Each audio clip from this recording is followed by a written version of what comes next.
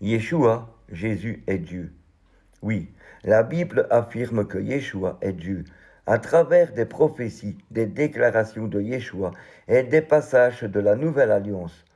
Prophéties dans l'Ancienne Alliance, plusieurs textes prophétiques annoncent la divinité du Mashiach. Ésaïe chapitre 9 verset 6. Car un enfant nous est né, un fils nous est donné, on l'appellera admirable, conseiller, Dieu puissant, Père éternel, prince de la paix. Michée chapitre 5 verset 2 à 3 indique que le Mashiach viendra de Bethléem et que son origine remonte au jour de l'éternité. Ces passages montrent que le Mashiach, identifié à Yeshua, est plus qu'un simple homme, il est Dieu incarné. Yeshua a affirmé sa divinité de manière implicite. Jean chapitre 10 verset 30. Le Père et moi, nous sommes un. Les Juifs ont voulu le lapider pour blasphème, reconnaissant qu'il se faisait Dieu.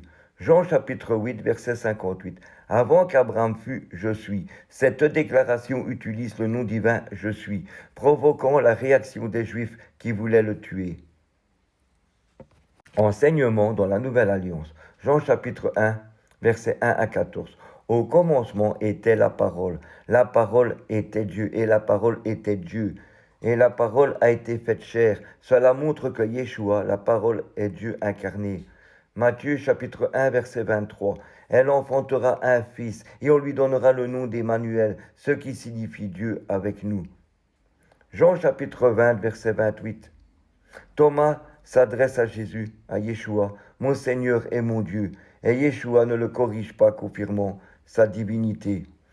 Acte chapitre 20, verset 28. Yeshua a acquis l'Église par son propre sang, ce qui implique sa nature divine.